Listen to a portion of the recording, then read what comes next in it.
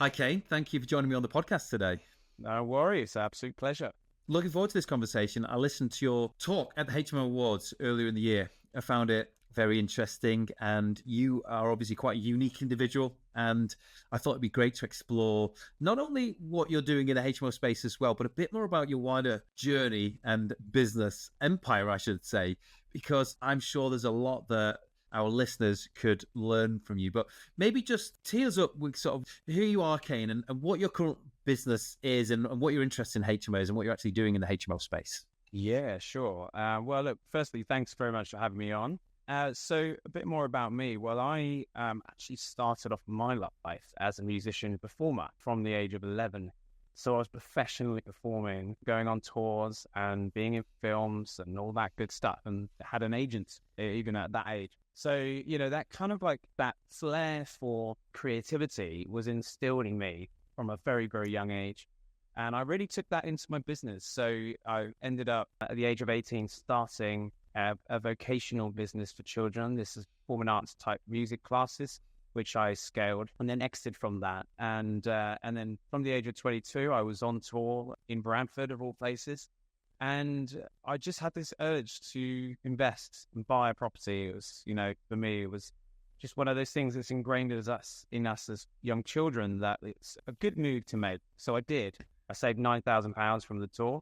I put that into a property bit up in the north because it's all I could afford. I ended up with £80 left in my account, Andy, and that was fine because I bought the first house at 22 and I achieved that. So very, very happy with that. Essentially, my sort of journey continued really quite rapidly in my 20s where I was sort of starting these educational businesses and selling them to be able to fund the portfolio and properties. And I love the fact that we're talking about HMOs because the first one that I ever did, it was my second property, but first HMO, was an accidental HMO. They call it accidental landlord, but this really was an accident. So I bought a house in Farnham, sort of down in Surrey, and I knew I bought it cheap. And the agent came round and said, "This must be the only 2-bed on this estate." He said, "I've been selling properties on this estate for 20 years, and I've never seen a 2-bed." He said, "You could make this into a 3-bed." And the 22-year-old me said, "You can't turn a 2-bed into a 3-bed."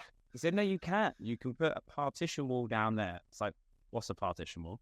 And he said, "You could put a window in that box room." It's like, "No, you definitely can't put a window in a box room." He said, "No, you can." And he said, "Actually, what you could do is you could turn it into a 4-bed by dividing the kitchen and lounge into and use that dining room as a bedroom." And he said, "Oh, and there's the UCA uni down in town. You could rent to students for £550 a month." Mind blown. That conversation probably lasted about 30 seconds, and he said it that quickly, and that changed the next 15 years of my life. Just that one slight comment about partitions, windows, getting more rent. What essentially happened was I did exactly what he said. I converted it into a 4-bed. I rented it out to students at UCA, 550, so I was getting 2,200 a month, whilst the other properties, exactly the same, were getting £800 a month in sort of buy-to-let money. And I sold it on the commercial yield for £80,000 more than I'd paid. And as a 22-year-old, it's an incomprehensible amount of money, which, I just couldn't believe it. So I bought 2 doors down, did the same. I bought 10 doors down, and did the same. And then that kind of whole let's buy, refurbish, and sell HMOs on the commercial yield took up the next 7 years of my life in my 20s. And the whole strategy was to buy, sell in my 20s so I can buy, hold in my 30s. And that really is the entry point into my journey into HMOs. Wow. And is that exactly what you did? You did the first project, ended up shifting it on, did successive projects in a similar way, built up a bit of an equity base. At what point did you then transition to holding more stuff, Kane, and actually keeping it for the cash flow? Yeah, it's a good question. And there was a very pivotal time where I had got to the year 2020 and, had sort of quite a few dozen of these under my belt. And these sounds great, right? And there was money made, but oh my God, was it hard when you're starting off with 300 quid, you do the tour, you've now got 9 grand and you've got to find money from places that you don't have it. I wasn't on social media throughout my 20s. I didn't engage with investors. Very different time now. I was really a lone wolf, just going at it day and night. But there was a turning point. At 2020, I moved back to where I was from in Buckinghamshire, and I said to my wife that I want to do this again, but I don't want to go through that hardship of having to come up with millions of pounds I don't have. I want to start another portfolio. I'm going to call it Rockstar Property Partners, but this time I'm going to engage with investors, and they can assist me because I've got the knowledge, I've got the track record. I just need that lift up. And what I did is I sat down with a number of investors and said, this is my track record. Let me show you the returns. If you had hypothetically put in the money, the equity into these deals, on a 50-50 basis, you would end up with about an 8 to 12% return. It was very, very high.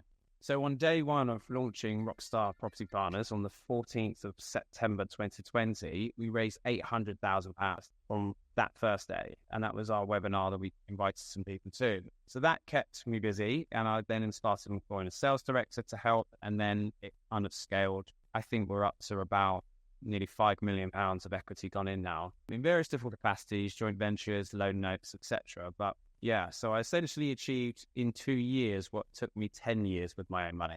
It's fascinating, isn't it? How just changing your priorities when you look at your business can so substantially change the result. You're the same person, it's still the same model, but actually where you deploy your efforts and your times and maybe even your skill sets and energy can have such a different result. And it's interesting, I'm doing a talk next week for somebody, and in that talk, I'm sharing some of the qualities that I think make really successful business owners in our space. And one of them is absolutely their ability to prioritize. And at the top of that list, and in almost all the cases and examples that I know, and people who've achieved great things, accessing finance is almost always the number one. It's the thing that fuels, it keeps that conveyor belt moving. And actually, if you get very good, and I'm sure we're going to come on to this, and I heard you talk about some of this, at the talk and your deals, but if you can then find creative ways of recycling that capital through, it's a very repeatable and very, very scalable method. And one of the cool things, and I'm sure you found this, Kane, but actually once you realize that raising finance isn't actually that difficult, probably the idea is more difficult.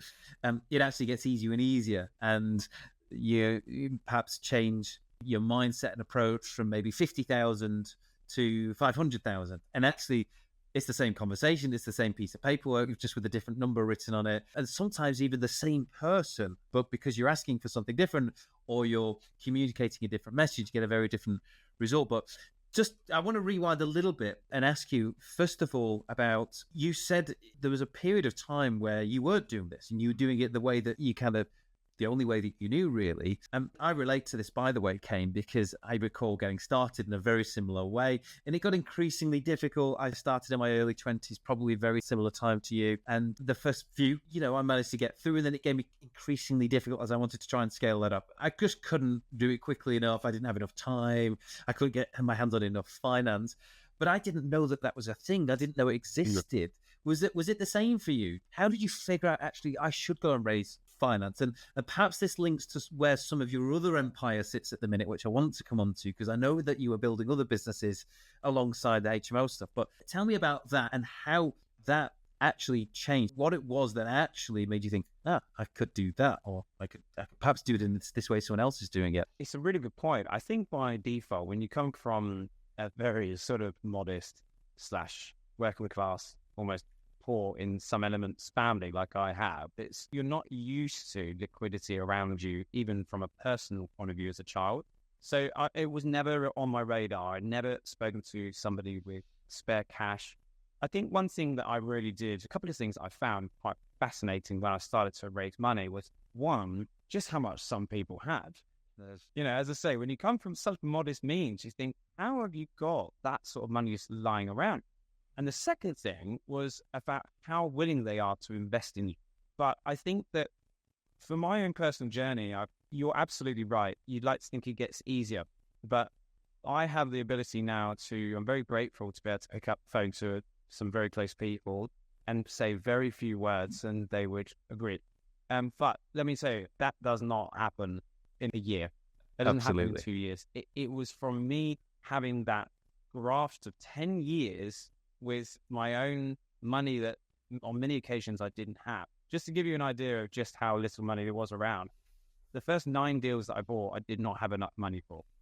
And I was all in for like the first 15. I mean, it was everything I had went in, which is ridiculous when you look back on it now, but actually really glad I did, because, not only did it teach me a lot of lessons, but actually I used that decade as leverage with investors by saying, I need you to understand 10 years of morning, noon and night, weekends went in to get to me to the stage of kind of what I know now.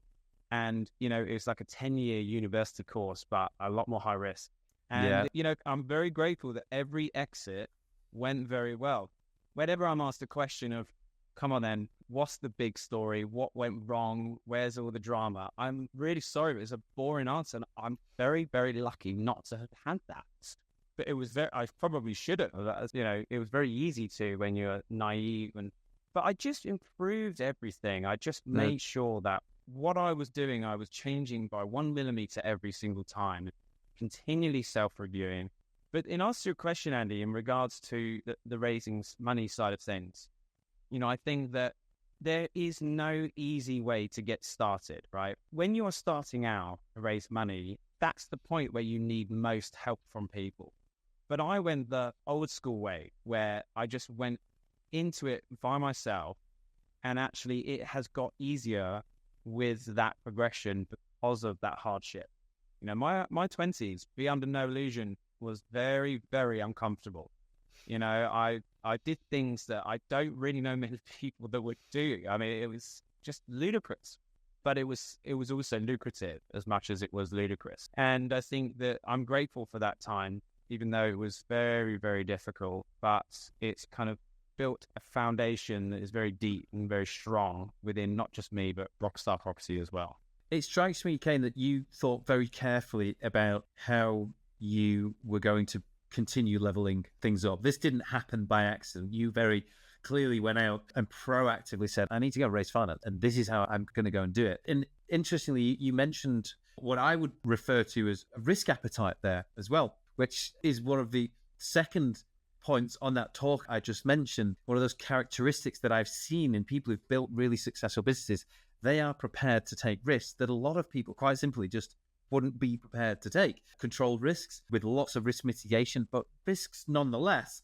And I think for a lot of people, that risk can just be time. It can be, for me, and I'm sure for you, it was actually stepping away from a professional career, which wouldn't have necessarily been that easy just to immediately step straight back into, to really give it a go and kind of be able to kind of put, the things that business needed at the top of my list to do first that day.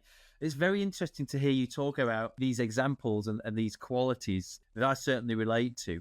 Just to make sure that we've got the full pitch though, Kane, your business experience and empire isn't just HMOs, is it? There's a bit more in it, which I think is quite unique in itself. Yeah, I mean, well, on the property side, I'm here in Dubai now, where we're opening an office here. Very different strategy here, Andy. I certainly won't be throwing some Rockstar HMOs around this town, but yeah, we are opening an office here. We are, building a portfolio here as well. Very, very different angle, very different strategy, but that's part of the other side. I'm here in the UAE to build that out and grow the team and everything else. I'm actually just about to sign an office lease, so that's how early we are. I've only been here a number of weeks, but I bought the first property here, which I didn't intend to, after being here for a couple of weeks. It's like kid in a candy shop. You just can't help yourself. But that's the property side of things. And we've got the UK team there that are building it out. Commercial conversions as well is very much a part of that. And the HMOs is the bill payer, as I like to say it, services, salaries.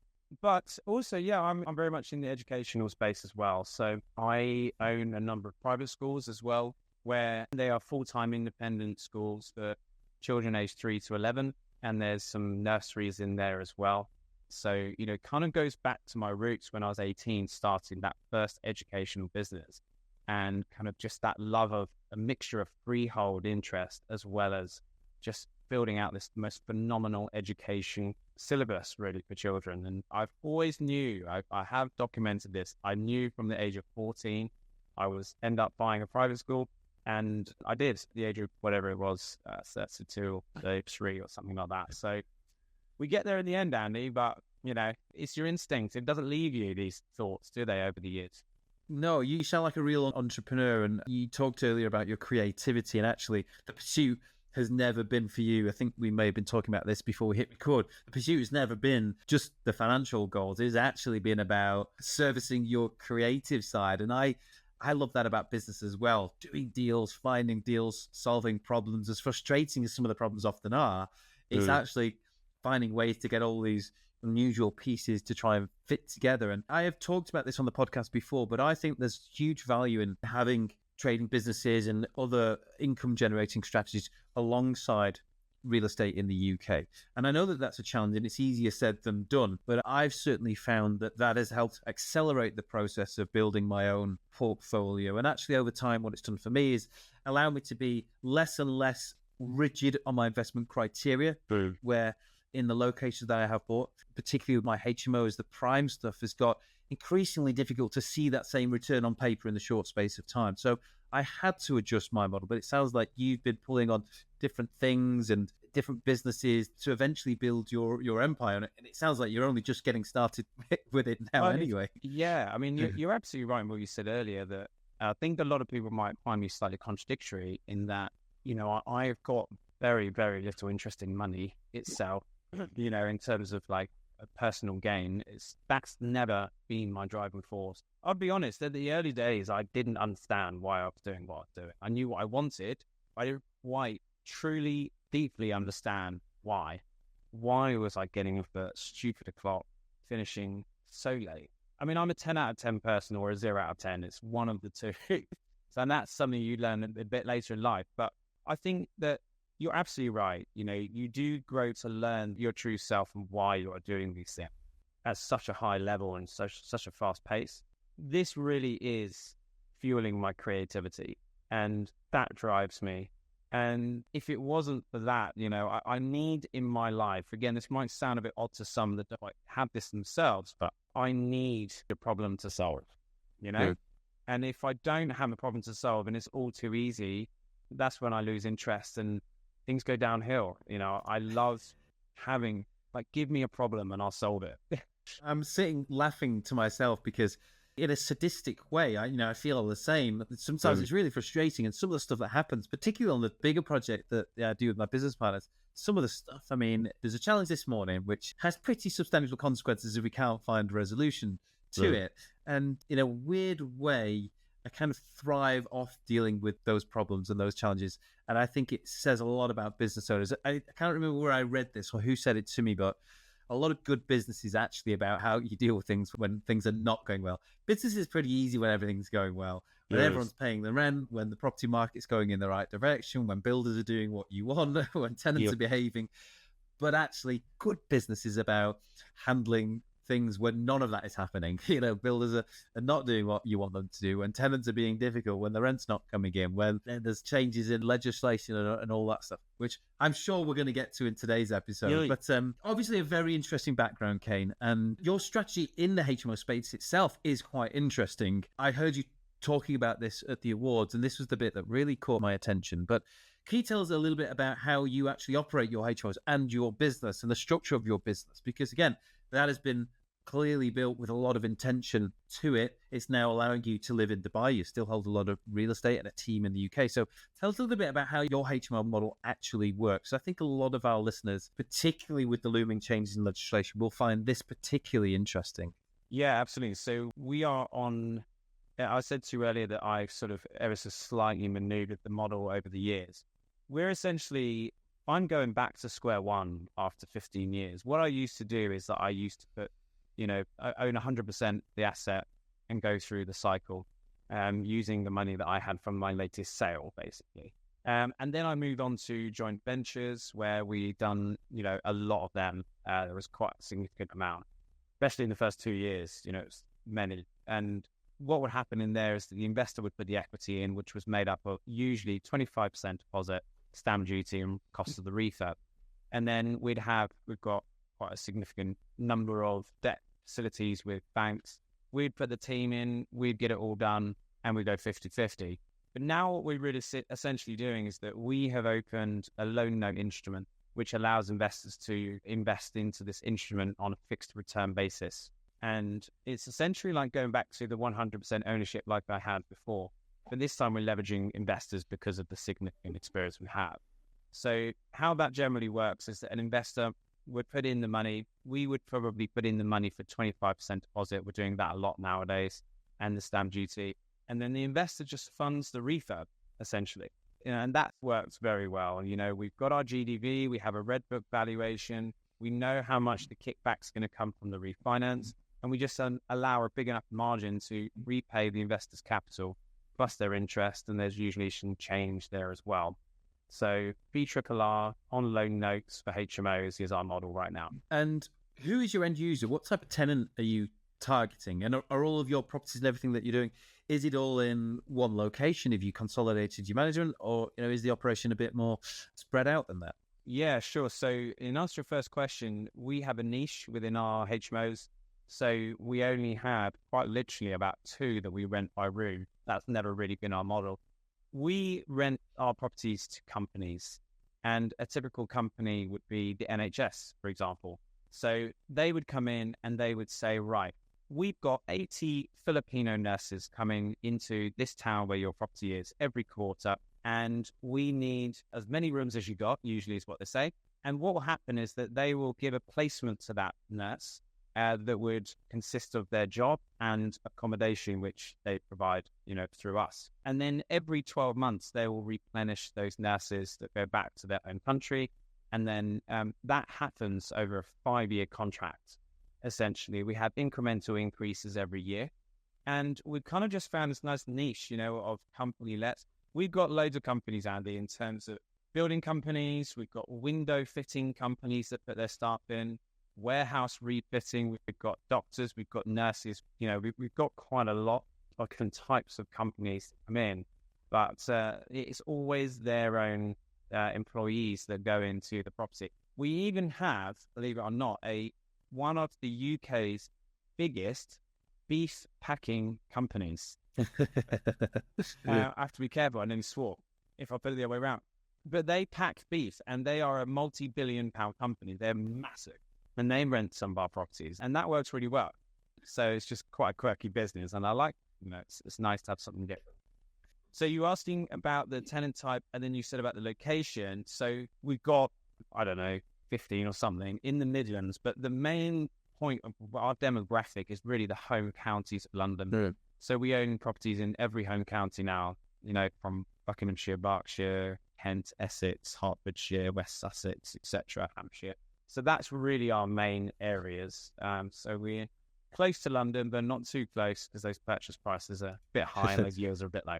Oh, and I imagine a question that a lot of our listeners want me to ask at this point is, how have you been able to do this and move out to Dubai with your family on a permanent basis? Because you've obviously got a busy operation with lots of tenants, lots of houses, lots of things that could potentially go wrong at home in the UK, but you've actually enabled yourself to transfer your life to an entirely different country.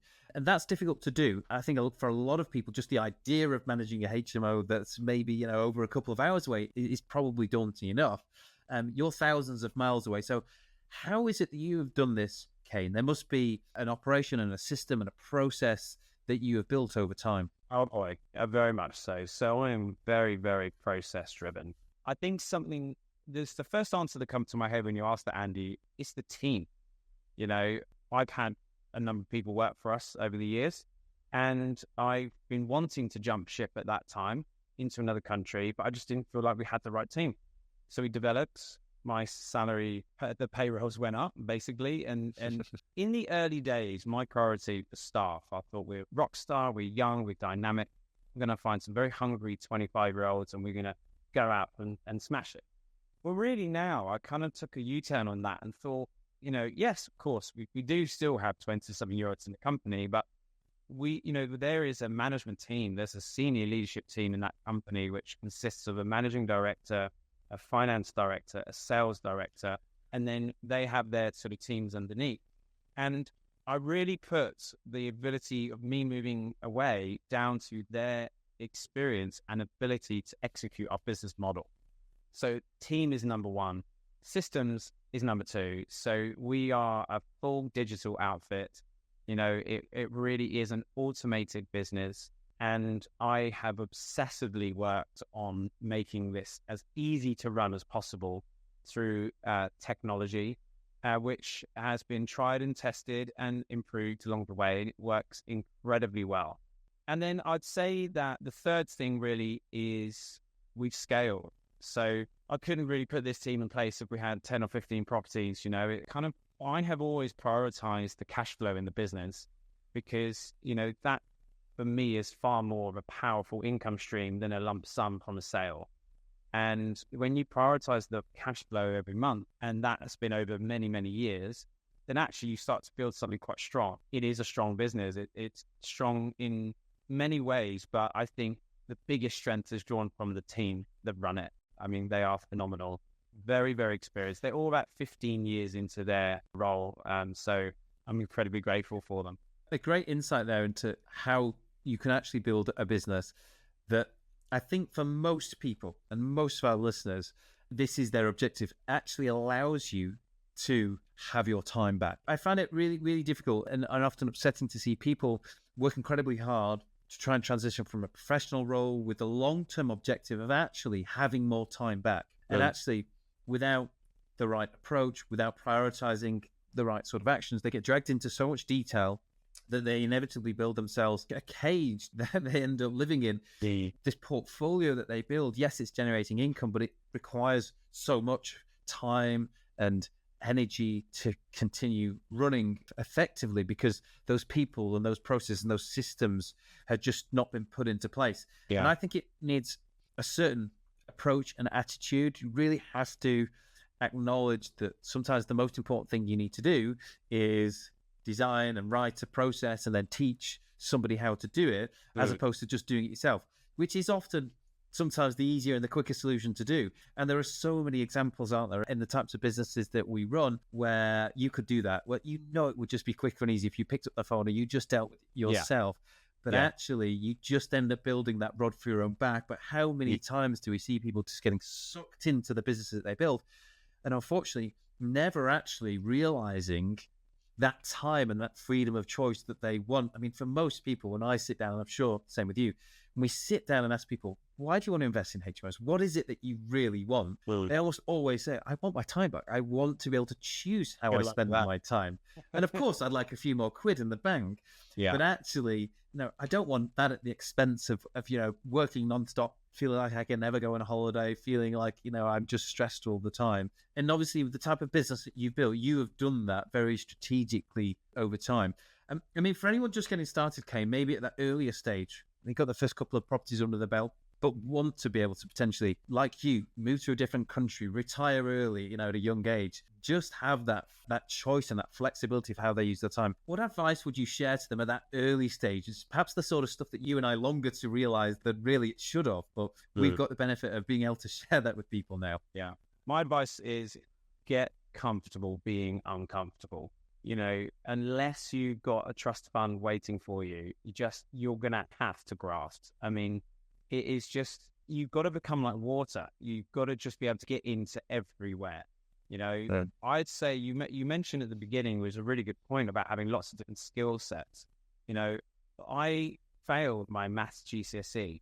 In fact, I got a D, which was the highest grade because I did a foundation paper, because that's how behind I was on maths. Massive weak spot for me. So what I did, I've left school at 16, and by the age of 17, I just very quickly got this thirst for knowledge. So I turned my biggest weakness into my biggest strength. And now I'm very, very much a numbers person. That's like a big, big thing for me. But I think that is my advice. Be aware of what you're weak at and either make it your best or replace that weakness with an advisor. And that's really kind of what I have done over the years. But, there is no quick route unless, you just are very lucky. I know a couple of people that won the lottery, but then that's great. And I know a couple of people that have got, or one person in particular, got £2 million on his 21st birthday, Andy, which was very nice. still a very good friend, but he doesn't know what to do with it. So you don't realize what you are learning as you go. But something that we always need to remember is that property investment is a blessing and a curse. It can look after you for life, providing that asset is performing in the way it should and tenants are paying. But problem is, it's such a capital intensive business. And, my approach to business is tell me the biggest problem and let's go and resolve that in the hardest way possible. And, like you said before, capital is your answer. Capital is that key to the door to get you down that corridor. Like it is the answer. It just is. When you release that and pull the lid off of that capital requirement, suddenly you can very quickly, own quite a significant portfolio. But crack the code of money, as well as lots of other things. What are we? We're architects, we're interior designers, we're investor relations, we're marketers, we're sellers, we're property management legislation. All this stuff we need to know. But the biggest mountain to climb in this game is raising the money or making the money. Making money from property, in my view, is really easy. The difficult part is having that money to begin with. So address that first and graft your way. The more you do on your own, I promise you that providing you're still successful and you're still eating, the more that investors will respect you later down the line. There's nothing better than to just go in at something as safely as you can. Leverage advisors. Only listen to those that have walked the path that you want to walk. And for other people that have no idea what you do not listen to them. I've seen it before. I've been given some advice based on someone that had wished they had done what you and I have done, and it's not ever going to be good advice. So that's my. I think there's some fantastic insight there, and I agree with it all. And perhaps just to build on it as well, and we may have touched on this before, but the consistency piece I think is so important. It's just getting up every day and just repeating it. It's often like looking in the mirror. £1 million doesn't drop into the account every day. It takes days and weeks and months and years of work. And I remember looking back when I first started, and one of the things that I'm really, in a way, quite proud of myself for doing as a younger guy was just believing in the ability to do something now and do it consistently well for a longer term benefit. As soon as I kind of realized that social media could be a good place to network and build contacts and demonstrate my credibility and experience, I took it really seriously. And I would post regularly and engage regularly. And I would actually write posts, informative information, authoritative content. And that helped. And it took a lot of time. And people don't necessarily realize this. And it wasn't just doing it for 3 months. And we see this so often. People come onto social media platforms and they make loads of noise. And all of a sudden they're the expert you can't believe you never knew about. Yep. And you said it yourself. And all of a sudden they disappeared again. But I think just consistently doing those things to help keep driving you towards that goal is so important, but also so difficult to do because it often just feels like you're hammering away for very little, but it does come. So I would just encourage everyone to stick at it no matter how hard it is, because you are right. Real estate in the UK, it is such a forgiving asset class. Even if you don't get it quite right, as long as you're prepared to keep hold of it, it'll probably do you very, very, very well over time. And we're an island with a finite number of properties. Despite all the promises, we're still not building anywhere in it near enough. There are challenges ahead, but I think fundamentally the model, the necessity to provide spaces for people to rent is not changing. In fact, it's probably just increasing. So some really great advice that you shared, Kane. But perhaps before we wrap up, and very quickly, but I just want to ask you what your approach to what looks like a challenging period ahead for landlords and property business owners in our space in the UK looks like. Are you doing anything? Are you worried? Do you see it as a threat? Do you see it as an opportunity? Yeah, so let's talk specifically, obviously, about HMOs. I think that here's some advice I want to give to your listeners that you have to be very careful of. Doing the BRRR model, buy, refurbish, refinance, and rent, looks great. And, at the front end, I call it the front end, which means right at the beginning of that journey of your asset that you've just acquired, it can look phenomenal. And here's something you really need to be careful of. Let's say you put that on a 3-year fixed rate. what is the value in 3 years' time? Shawbrook have just released some legislation about how they are valuing HMOs now. They call them HMO 1, HMO 2, HMO 3, HMO 4. HMO 3 and HMO 4 are the only two that are given a very specific commercial valuation, whereas HMO 1 and HMO 2, which maybe you can Google it, have a look, they are not being given a commercial valuation, or they're certainly at the surveyor's discretion. So my advice really about how to avoid any sort of negative equity in terms of the second time you refinance property is not particularly sexy subject, but capital repayments will always be the best way. Deleverage. I actually spend my life deleveraging and moving our mortgage balances down and overpayments. That was ingrained in me from a very, very young age. It's, when you start looking at a significant portfolio at 10% loan to value, you're never going to have to work another day in your life. I mean, it looks phenomenal. And what I'm continually sort of chasing is to get to that point. Now, so what you said about sort of legislation and things coming in, now you're going to have certain people like Keir Starmer coming in that are going to sort of put a spanner in that journey of trying to deleverage and to trying to get an unencumbered portfolio. I do see challenges ahead. I think the Labour government have come very heavy in with tax side of things. I think it is putting a lot of people off. However, this is where the optimism comes out of me. I've always stuck with the sort of investment thesis that when everyone is going in, you come out. And when everyone is pulling out, that's when you go really hard into it. And, for example, the Labour government have brought in VAT on private school fees. And what happened is that I picked up some phenomenal deals within the private education space because of this, what people call downfall. A lot of people right now are looking at risks on property, and they talk about low interest rates because of, low returns because of interest rate. Well, what you've got to remember is property investment is just a puzzle, and they're all different pieces that come together. So yes, I do see interest rates as an issue. Do I believe they'll come down in the next couple of years? Yes, minimal, but I do believe they will. But now is the time, because the way I look at this is you could have, let's say, number 1 Andy Road, right?